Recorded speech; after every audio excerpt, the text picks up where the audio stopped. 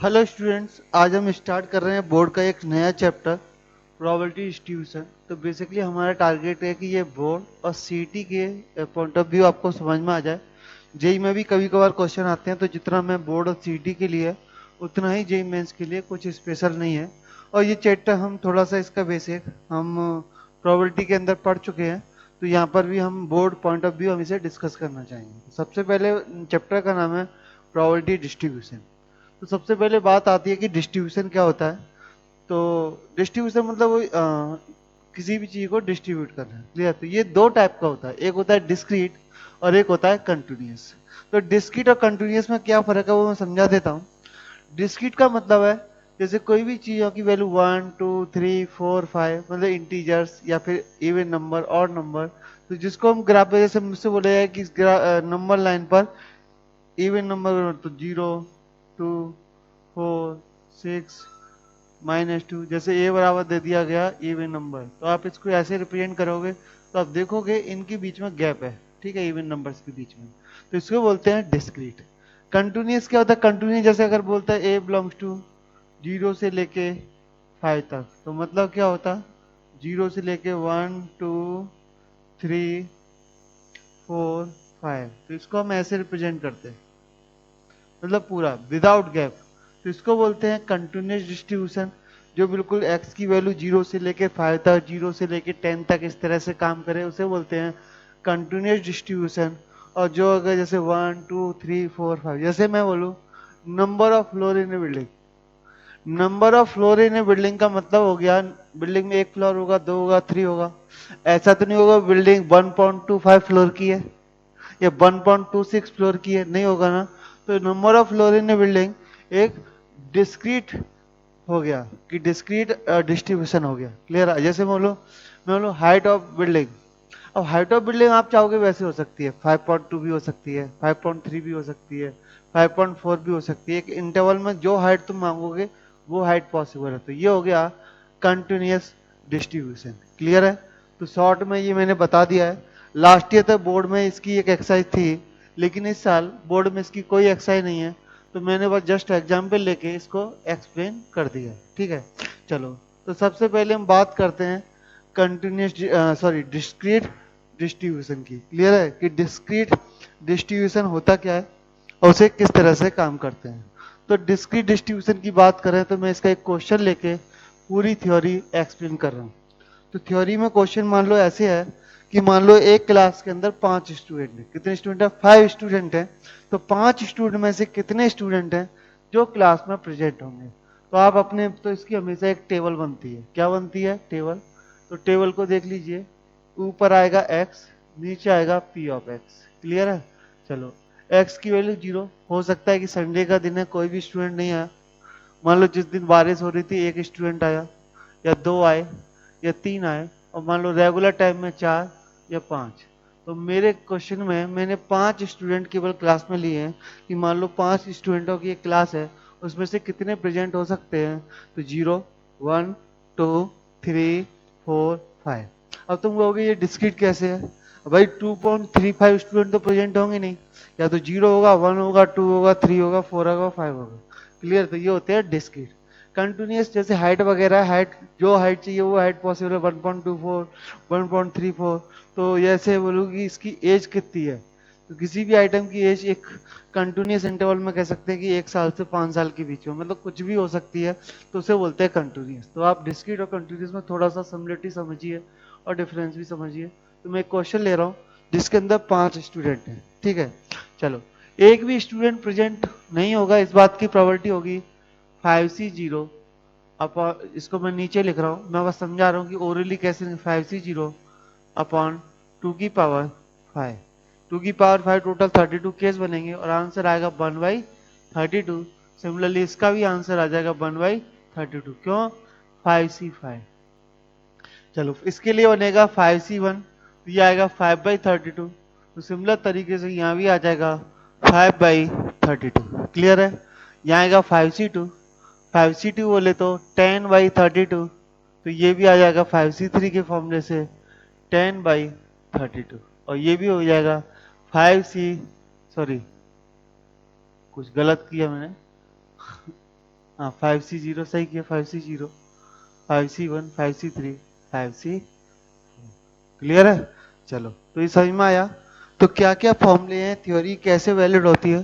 तो जो भी डिस्ट्रीब्यूशन दिया उसके लिए एक्स लिखो, वाई लिखो। तो पहला फॉर्मूला सिग्मा पी आई, आई की वैल्यू जो भी जीरो से लेके एन तक जो भी कुछ दे रखा है, तो सारा सिग्मा पी आई 1 होना चाहिए, तो वो डिस्ट्रीब्यूशन सही है। अगर ये पूरे सबका सम 1 के इक्वल नहीं है तो पूरा डिस्ट्रीब्यूशन गलत माना जाएगा। क्लियर है? ये बात समझ में आ चुकी है, इसलिए मैं इसको फिलहाल मिटा रहा हूँ। ठीक है, चलो। तो ये कैसे आया था? 5C1 से 5C2, 5C3, 5C4, 5C1। तो पहली फॉर्मूला कि अगर कोई प्रोबेबिलिटी डिस्ट्रीब्यूशन आपको दिया है तो इन सारे नंबर्स का सम 1 के इक्वल आना चाहिए। दूसरी बात, इनमें से कोई भी पी, ये तो आप बचपन से सीख रहे हैं, कोई भी पी एक से जीरो से 1 के बीच में लाई करेगा। कोई भी ना तो 1 से बड़ा हो सकता, ना कोई नेगेटिव हो सकता। मैं ये बात वो सर हमको पता है, यस ये हमेशा आपको पता रहेगी। लेकिन जब भी हमारे टेस्ट होंगे, एफएलटी हो चाहे पार्ट टेस्ट हो या टॉपिक वाइज हो, 10 से 15% स्टूडेंटों के आंसर प्रोबेबिलिटी कभी 3 आएगी, किसी की 30 आएगी, किसी की 40 आएगी। ये कोई नॉर्मल सी बात है, कितना भी समझा लो, कितना भी बोल लो, प्रोबेबिलिटी हमेशा एक से बड़ी, या कुछ लोगों की प्रोबेबिलिटी हमेशा नेगेटिव भी आती है। कैसे सॉल्व करते हैं वो मेरे को आइडिया नहीं है। चलो, तीसरा होता है, इसको पीडीएफ बोलते हैं, हम इसे बोलते हैं पीडीएफ, प्रोबेबिलिटी डिस्ट्रीब्यूशन फंक्शन। ठीक है, पीडीएफ। ठीक है, प्रोबेबिलिटी डिस्ट्रीब्यूशन फंक्शन। अब इसके बाद जो तीसरा हेडिंग है वो आता है मीन। मीन को हम एक्सपेक्टेड वैल्यू ई एक्स से भी रिप्रेजेंट करते हैं, जिसका फॉर्मूला होता है sigma x I P I. Sigma x I P I. ये कैसे निकालते हैं? ये निकालने का तरीका है, यहाँ एक्स की वैल्यू कितनी है? जीरो। तो जीरो में इसकी प्रोबेबिलिटी 1/32 का मल्टीप्लाई। और ये सिग्मा का मतलब तो सब लोग जानते हैं, सिग्मा का मतलब होता है addition. 1 into 5/32 plus 2 into 10/32 plus 3 into 10/32, ऊपर से मैच करते जाइए कि मैं सही कर रहा हूं कि नहीं।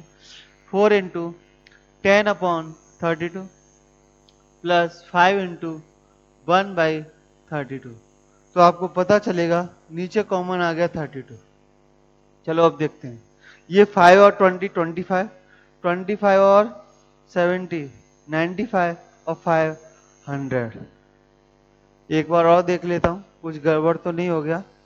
तो 5/2 आना चाहिए, रुको। 5 20 25 20 और 35 25 55 95 100। तो ये आ गया 100/32। उम्मीद है मैंने सही किया होगा। 1 2 3 4 5। रुको, कुछ गड़बड़ है। गड़बड़ ये है कि ये 5 आएगा, 5 आएगा तो 20 कम हो जाएगा, मतलब ये हो जाएगा 80/32। 80/32 का मतलब हो गया 2.5। मैं आपको एक और चीज समझाऊंगा कि बाइनोमियल डिस्ट्रीब्यूशन जो कि आप ऑलरेडी पढ़ चुके हैं या फिर पढ़ने वाले हैं, वहां पर इसका मीन का फॉर्मूला है N P Q, sorry N P. N का मतलब कितना है? 5। पी का मतलब हाफ। वहां से भी आंसर यही आएगा। क्लियर है? तो वो अगले चैप्टर में देख लेंगे, या फिर आप बाइनोमियल डिस्ट्रीब्यूशन ऑलरेडी पढ़ चुके होंगे। तो मीन के बाद चौथा जो फॉर्मूला आता है वो बात आती है वेरिएंस की, कि वेरिएंस कैसे निकालते हैं। तो वेरिएंस का फॉर्मूला होता है sigma P I X I square minus E x का होल स्क्वायर। क्लियर है?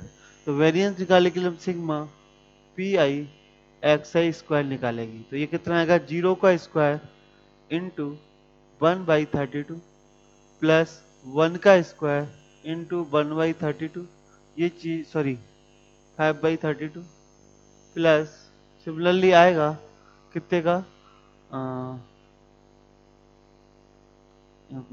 2 का स्क्वायर इंटू 10/32 प्लस 3 का स्क्वायर इंटू 10/32 प्लस 4 का स्क्वायर इंटू 5/32 प्लस 5 का स्क्वायर इंटू 1/32। तो ये ओवरऑल सॉल्व, ये तो 0 हो गया, नीचे तो कॉमन 32 है, ये 5, ये हो जाएगा 40, तो ये हो गया 45, ये कितना हो जाएगा 90, और 16 इंटू 5 80 प्लस 25, ये कैलकुलेशन कुछ ऐसी आ जाएगी। अगले स्टेप में देखेंगे तो क्या होगा, अगले स्टेप में 45 और 25 70, तो ये आ जाएगा 240, कितना आएगा 240 डिवाइड बाई 32, 240 को जब डिवाइड बाई 32 करेंगे तो 16 से हम ऊपर नीचे कट करते हैं तो ऊपर जाएगा 15 बार, नीचे 2, तो ये आएगा 7.5। तो मुझसे कोई पूछे कि वेरिएंस क्या होता है, सिग्मा पी आई स्क्वायर बोले तो 7.5 माइनस 2.25 सॉरी 2.5 का होल स्क्वायर, बोले तो 6.25 माइनस करेंगे तो वेरिएंस आएगा 1.25। इसके बाद हमारा पांचवा फॉर्मूला होता है जिसका नाम है स्टैंडर्ड डेविएशन। इसका फॉर्मूला है रूट के अंदर वेरिएंस, मतलब ये आएगा रूट के अंदर 1.25। ठीक है, इतना आप समझ गए होंगे। इसका छठवां पॉइंट मैं यहाँ पे लिख रहा हूँ CDF। CDF का मतलब होता है क्यूमुलेटिव डिस्ट्रीब्यूशन। क्या होता है, क्यूमुलेटिव। ठीक है, अच्छा एक और चीज मैं आपको बताऊंगा, ये क्यूमुलेटिव क्या होता है। आपने 10th क्लास सब पास करके आए हैं तो वहां पे क्यूमुलेटिव फ्रीक्वेंसी पढ़ी थी, ऐसे ही ये क्यूमुलेटिव डिस्ट्रीब्यूशन, इसे कैपिटल एफ एक्स से रिप्रेजेंट करते हैं। कभी कभार इसे स्मॉल पीडीएफ को स्मॉल एफ एक्स से रिप्रेजेंट कर सकते हैं पी एक्स की जगह, और क्यूमुलेटिव का हमेशा कैपिटल एफ एक्स से रिप्रेजेंट करते हैं। तो क्यूमुलेटिव फ्रीक्वेंसी कैसे निकाल देते हैं, पहला वाला ऐसे का ऐसा, इन दोनों का सम यहाँ पर आता था, ऐसा आपने 10th क्लास में पढ़ा था। इन तीनों का सम यहाँ पर आता था 16/32, इन सब का सम यहाँ पर आएगा 26/32, इन सब का सम यहाँ आएगा 31/32, और लास्ट वाले में हमेशा 1 आएगा। तो क्यूमुलेटिव अगर कोई आपको पता करना है कि जो हमें गिवन है वो पीडीएफ है या सीडीएफ, अगर लास्ट कॉलम में 1 दे रखा है तो वो जरूर सीडीएफ होगा। क्या होगा, सीडीएफ। पीडीएफ में छोटी छोटी प्रॉपर्टी होती है जिनका सम लास्ट में 1 आता है, इसी को बोलते हैं क्यूमुलेटिव डिस्ट्रीब्यूशन फंक्शन। उम्मीद है ये समझ में आ गया होगा। इस एक क्वेश्चन में मैंने 6 पॉइंट क्लियर किए। पहला, सबका सब 1 होना चाहिए, प्रोबेबिलिटी 1 से बड़ी नहीं हो सकती, 0 से छोटी नहीं हो सकती। मीन EX कैसे निकालते, तो EX निकालने का फॉर्मूला है सिग्मा XI PI। वेरिएंस निकालने का फॉर्मूला है सिग्मा PI XI का स्क्वायर माइनस EX का होल स्क्वायर। क्लियर है, चलो उसके बाद पहले PI XI स्क्वायर निकालते हैं, फिर EX का स्क्वायर माइनस करके वेरिएंस निकालते हैं, स्टैंडर्ड डेविएशन, रूट वेरिएंस। और छठवां पॉइंट था CDF क्यूमुलेटिव डिस्ट्रीब्यूशन फंक्शन, ये कैपिटल एफएक्स होता है। तो जैसे क्यूमुलेटिव फ्रीक्वेंसी आप 10th में निकालते थे, ये बस उसी प्रोसेस का डुप्लीकेट है। क्लियर है, उम्मीद है इतनी बात समझ में आ रही होगी। अब इसके बाद हम अपनी एक्सरसाइज स्टार्ट करते हैं, इतना आप नोट कर लीजिए। थ्योरी आपकी डिस्क की डिस्ट्रीब्यूशन की थ्योरी कंप्लीट हो चुकी है। अब हम एक्सरसाइज सॉल्व करते हैं। चलो तो अब हम लोग एक्सरसाइज स्टार्ट कर रहे हैं। तो एक्सरसाइज के लिए आप एक्सरसाइज अपनी नोटबुक निकालो या मोबाइल में अपना पीडीएफ देख लो, तो आपके लिए आसानी होगी। तो आपके पास एक्सरसाइज होनी चाहिए हार्ड कॉपी में या सॉफ्ट कॉपी में, तो ज़्यादा आसान होगा। तो देखते हैं 7.1 में क्वेश्चन नहीं लिख रहा हूँ, केवल सॉल्यूशन लिख रहा हूँ। मैं तो कहूँगा आप पहले खुद से ट्राई करिए, नहीं बने तो आप सॉल्यूशन देखिए, या फिर आपको अंडरस्टैंडिंग के लिए 3-4 क्वेश्चन देख लो, बाकी खुद से ट्राई करो। पहला क्वेश्चन है कि difference between number of head and tail obtain when coin a toss 6 time. तो एक्स की क्या क्या वैल्यू हो सकती है, कॉइन को आप ही बताओ। अगर मैं 6 बार टॉस करूं, कितनी बार टॉस करूं, 6 बार, तो क्या हो सकता है। तो क्या क्या पॉसिबिलिटी है पहले वो लिख लेता हूं।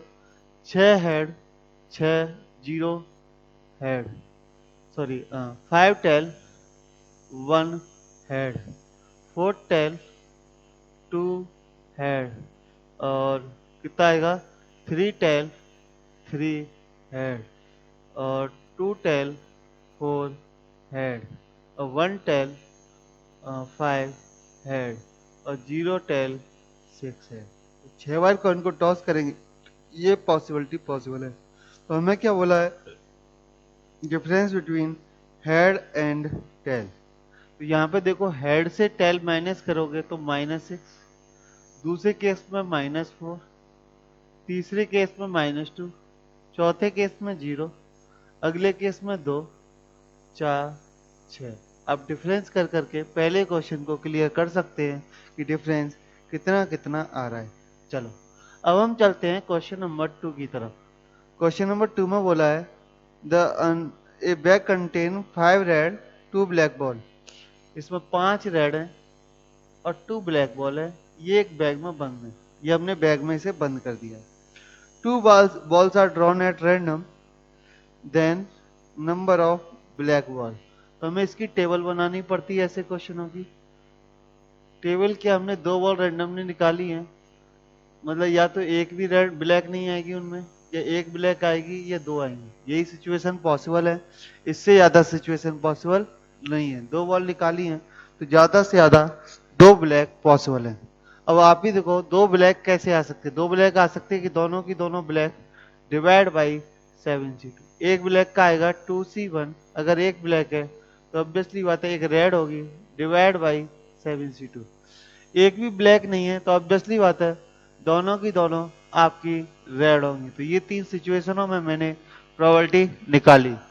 7c2 का मतलब हो गया 7 इंटू 3 मतलब 21। तो हर एक के नीचे आएगा 21, इसके नीचे भी आएगा 21 और इसके नीचे भी आएगा 21। 5c2 का मतलब होता है 10 और 2c1 2 5c1 5 मतलब 10 और 2c2 1। तो ये इस तरह का डिस्ट्रीब्यूशन आपके आगे बन जाएगा।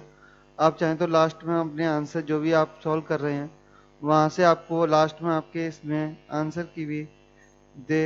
अच्छा, हमसे टेबल नहीं पूछी गई थी, हमसे केवल बोला गया था कि क्या क्या एक्स की वैल्यू पॉसिबल है। मतलब अभी क्वेश्चनों का बहुत बेसिक से था, लेकिन फिर भी मैंने आपको पूरा टेबल बना के बता दिया है कि इसे सॉल्व कैसे करते हैं। ठीक है, बोला what is the possible value of x, तो एक्स की पॉसिबल वैल्यू 0 1 2।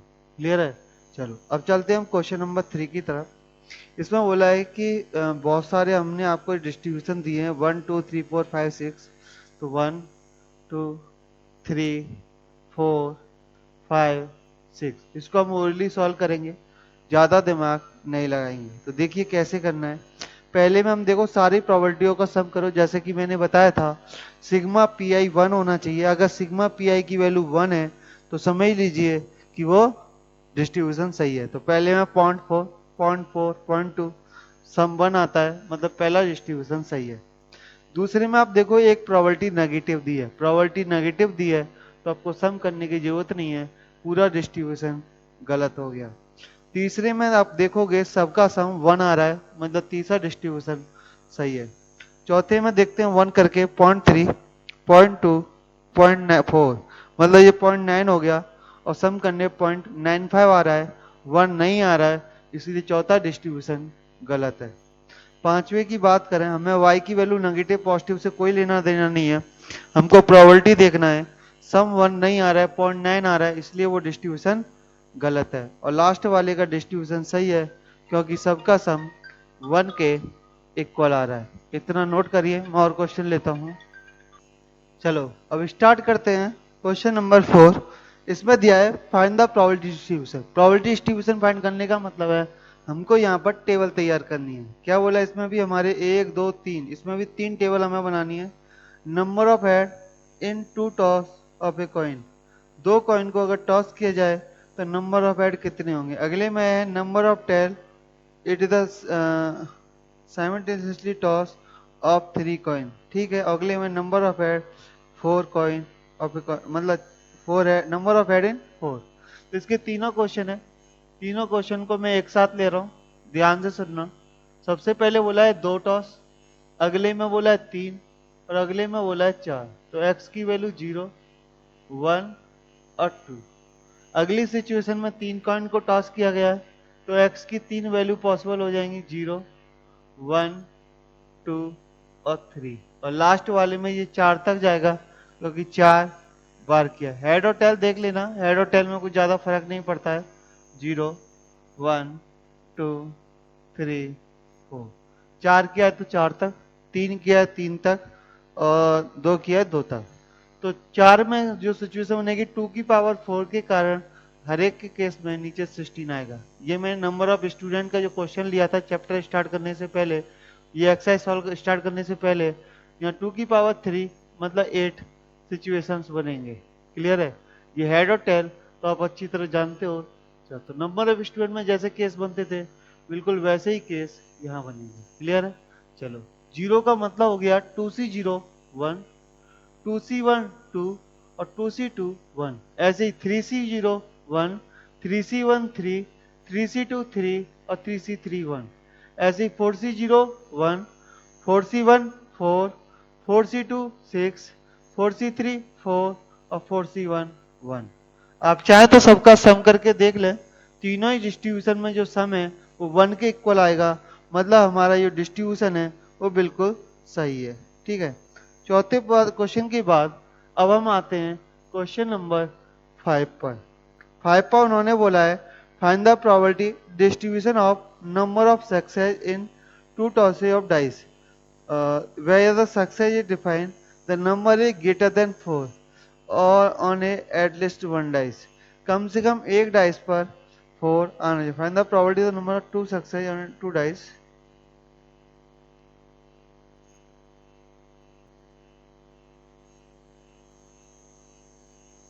चलो, चौथे का टेबल मतलब find the probability distribution of number of success in two tosses of dice when a success is defined as number is greater than 4। एक minute रुकिए। तो इस क्वेश्चन में बोला है कि टोटल दो डाइस को थ्रो किया गया, टोटल 36 केस होते हैं। तो 36 केस में एक बार ऐसे लिख रहा हूं जस्ट आपको समझाने के लिए 1,2 1,3 डॉट डॉट डॉट 1,6। ऐसे यहाँ आएगा 2,1 3,1 4,1 5,1 6,1। ऐसे चलते चलते यहाँ आएगा 2,6, यहाँ पर आएगा 3,6, यहाँ पर आएगा 4,6, यहाँ पर आएगा, यहाँ पर मैं ऐसे लिख रहा हूँ 5,5 और 5,6। इधर मैं लिख रहा हूँ 6,5 और 6,6। क्लियर है? यहाँ भी चाहे तो आप लिख सकते हैं कितना 4,5। ठीक है, यहाँ भी आप लिख सकते हैं 3,5। यहाँ भी आप लिख सकते हैं कितना 3,5, यहाँ लिख सकते हैं 2,5, यहाँ 1,5। इतना काफी है। चलो, तो हमने दो डाइस को थ्रो किया है, 4 से बड़ा आना हमारी सक्सेस है। तो मतलब ऐसा हो सकता है कि एक्स पी एक भी पर 4 से बड़ा ना है, एक डाइस पर 4 से बड़ा है और दोनों डाइसों पर 4 से बड़ा है। तो क्वेश्चन को एक बार और क्लियर कर लेते हैं। Success appear on list one dice greater than 4, मतलब 4 भी नहीं चलेगा, 4 से बड़ा। टोटल केस 36 है, इसमें आपको किसी को डाउट नहीं होना चाहिए। तो 36 36 36 क्लियर है। और दो मतलब दोनों पर 4 से बड़ा, इसके आपको ये 4 केस आपको दिखाई दे रहे होंगे कि दोनों पर 4 से बड़ा है। ऐसे 4 केस हैं। कौन कौन से? 5,5 5,6 6,5 और 6,6। ऐसे 4 केस पॉसिबल है।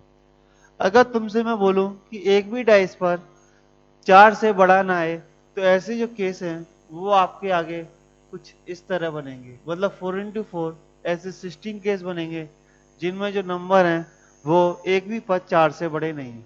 अब मैं बोलूं कि कम से कम एक पर 4 से बड़े, तो आपको मैं बताऊं 8 केस तो ये होंगे और 8 केस ये होंगे, मतलब ऐसे 16 केस बनेंगे। जो ऐसे कितने केस बनेंगे? 16 केस बनेंगे। आई थिंक सही है, ऐसे 16 केस बनेंगे जिन पर वह एक पर 4 से बड़ा है। ठीक है, तो ये आप नोट कर लीजिए, यहाँ से आपका आंसर आ जाएगा। पीछे अगर आंसर मैच नहीं होता है तो मान लीजिए जो मैंने किया है वो सही डिस्ट्रीब्यूशन है। पीछे एक बार मैं आंसर भी चेक कर लेता हूँ। तो पीछे आंसर क्या दिया है? पीछे पीछे आंसर दिया है 1/9, तो 4/36 1/9 के बराबर होता है। तो ये हो जाएगा 2/, अगर इसको मैं 4 से ऊपर नीचे कट करूं तो इसके 8 केस आने चाहिए केवल। ठीक है, तो आप देख लेना इसको। अब मैं अगले क्वेश्चन की तरफ जा रहा हूं। अगला क्वेश्चन है नंबर 6। ठीक है, चलो देखते हैं अगला क्वेश्चन नंबर 6, उसे कैसे करना है तो समझते हैं। तो क्वेश्चन नंबर 6 में क्या बोला है? क्वेश्चन नंबर 6 में बोला है, किधर गया x7, हाँ क्वेश्चन नंबर 6, इसमें बोला है find a lot of 30 bulb including 6 defective, a sample of 4 bulb are random.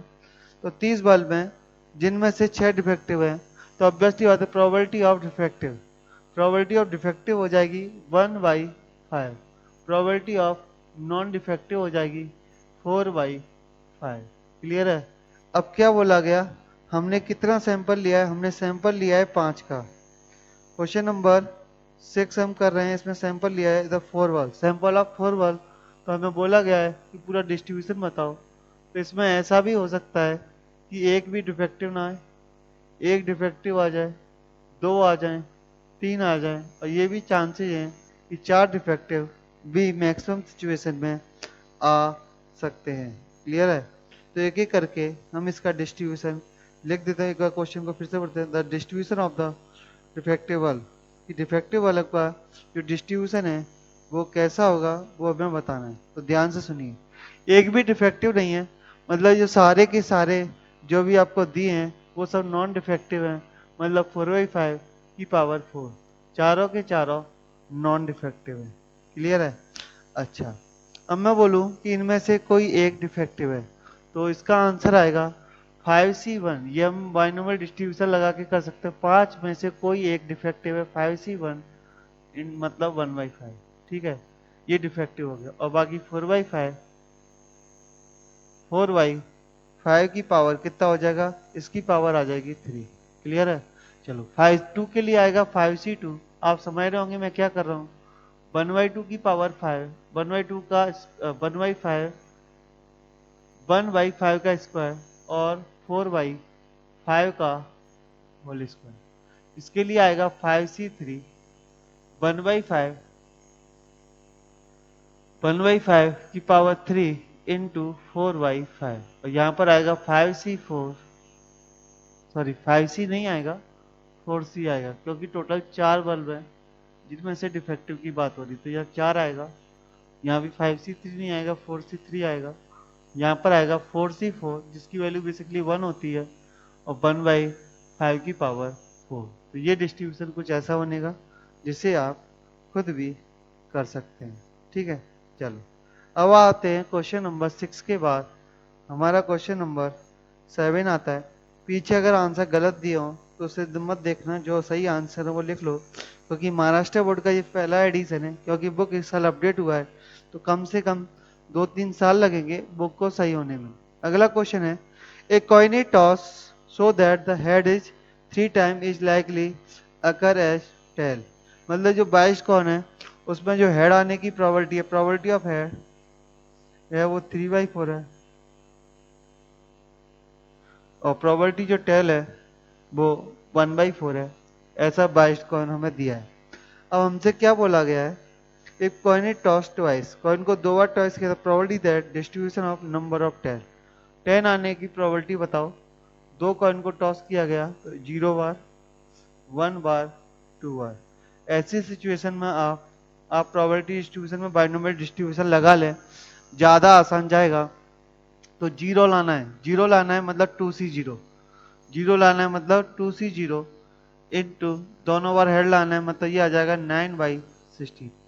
यहाँ पे मैं बात करूँ तो यहाँ आएगा 2C1 इंटू 3/4 इंटू 1/4। तो 3/4 इंटू 1/4, तो ये आ जाएगा 6/16। यहाँ पर आएगा 2C2 और 1/4 का स्क्वायर बोले तो 1/16। सम करके आप देख लीजिए, ये पूरा सम 1 आना चाहिए। मैं बता देता हूँ ये कैसे आया। ये आया 2C0 3/4 का होल स्क्वायर।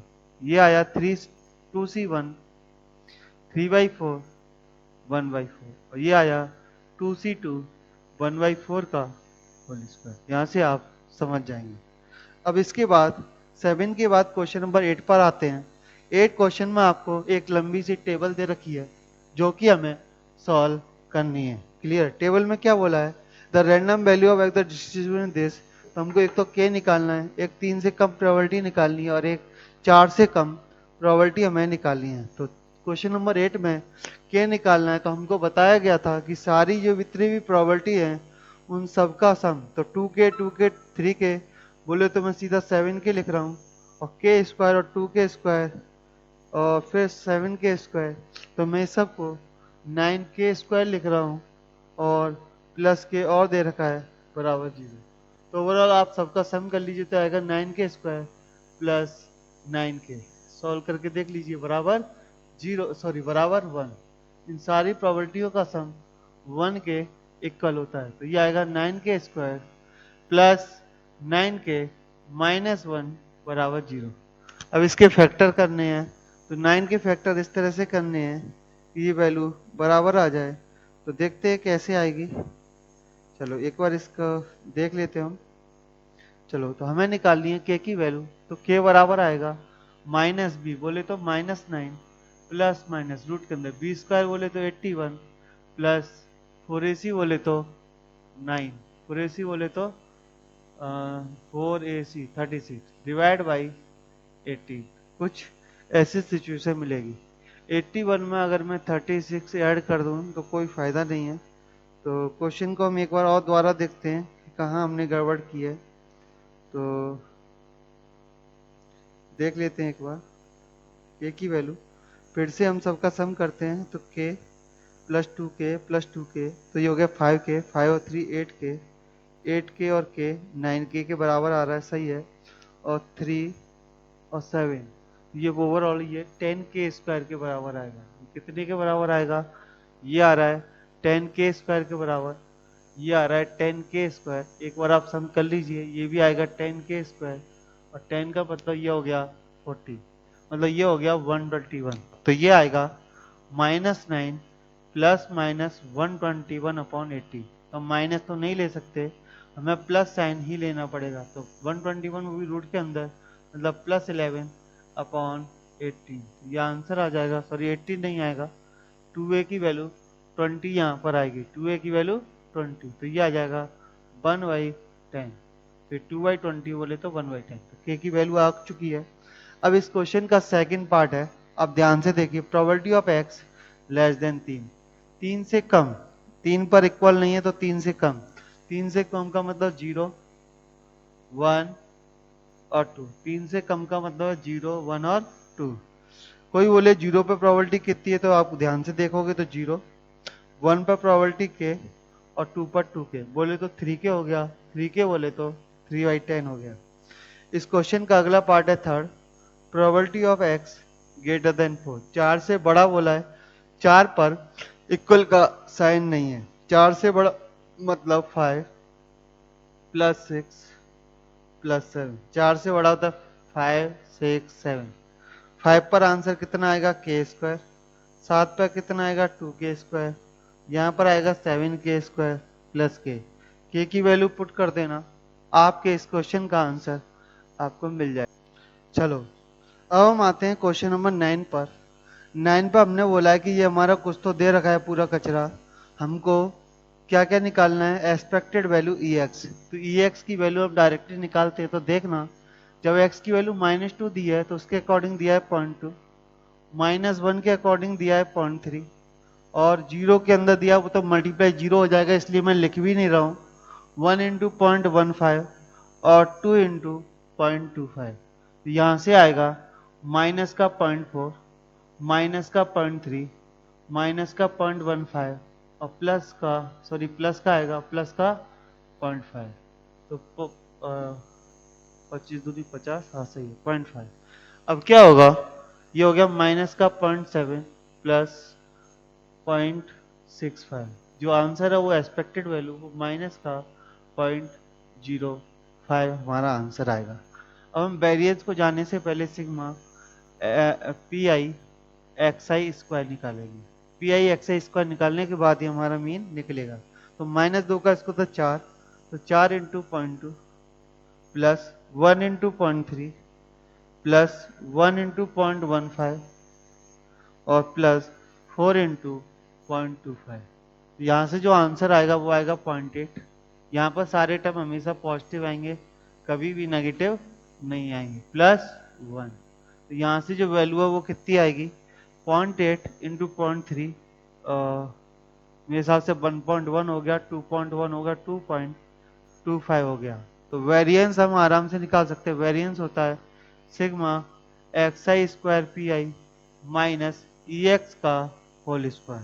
तो ये आ जाएगा 2.25 माइनस इसका होल स्क्वायर। हमेशा याद रखो स्क्वायर हमेशा एक पॉजिटिव नंबर होता है, तो इसका स्क्वायर आएगा 0.0005, माइनस आगे नहीं आएगा। तो ये आने के बाद इसे माइनस कर दो 2.2495, ऐसा कुछ आंसर हमें मिलेगा। इसे जल्दी से नोट करिए और क्वेश्चंस कर। चलो अब हम बात करते हैं क्वेश्चन नंबर 10 की। तो 10 में बोला गया है कि एक डाइस को थ्रो किया गया तो क्या एक्सपेक्टेड नंबर आ सकता है, और शायद उसका वेरिएंस भी पूछा है क्या। हाँ बोला था find the expected value and variance. ठीक है, तो आपको मैं बताऊं डाइस को थ्रो करते थे या तो 1 मिलता है, या 2 मिलता है, या 3 मिलता है, 4 मिलता है, 5 मिलता है, या 6 मिलता है। इसके अलावा कुछ नहीं मिलता। हर एक के आने की प्रोबेबिलिटी 1/6 के बराबर होती है। क्लियर है। चलो अब बात करते हैं सबसे पहले EX की। तो EX का फॉर्मूला मैंने बताया sigma XI PI। Sigma XI PI से क्या होगा, 1/6 में सब में कॉमन ले लूं तो 1 plus 2 plus 3 plus 4 plus 5 plus 6 ऐसा कुछ मिलेगा। आप जानते हैं कि सबका सम 21 के बराबर होता है, तो 21/6 आंसर आएगा 7/2। अब वेरिएंस निकालना है तो सबसे पहले हमें सिग्मा XI स्क्वायर PI निकालना है। तो PI मैंने कॉमन ले लिया, तो अंदर आएगा 1 का स्क्वायर, 2 का स्क्वायर, 3 का स्क्वायर, 4 का स्क्वायर, 5 का स्क्वायर, 6 का स्क्वायर। चाहे तो हम फॉर्मूला लगा सकते हैं, चाहे हम ओरली सॉल्व कर सकते हैं। तो 1 + 4 5, 5 + 9 14, 14 और 16, 14 और 16 होता है 30, 30 और 25, 30 और 25 कितना होगा, 30 और 25 हो जाएगा 55, 55 और 36 ये हो जाएगा हमारा 81। चाहे तो हम ऐसे कर सकते हैं, चाहे तो हमारा फॉर्मूला होता है वो हम लगाएंगे यहाँ पर n मतलब n+1 और 2n+1 हो जाएगा 30 डिवाइड बाई 6। 6 से 6 कैंसिल होगा, तो या तो हमने कुछ गड़बड़ की है क्योंकि जो सम है वो 78 आ रहा है। n+1 n+1 81 नहीं आएगा, 91 आ रहा है सम, तो ये आएगा 91/6। जैसे चाहे तो आप अगर किसी से कैंसिल हो रहा है तो कैंसिल।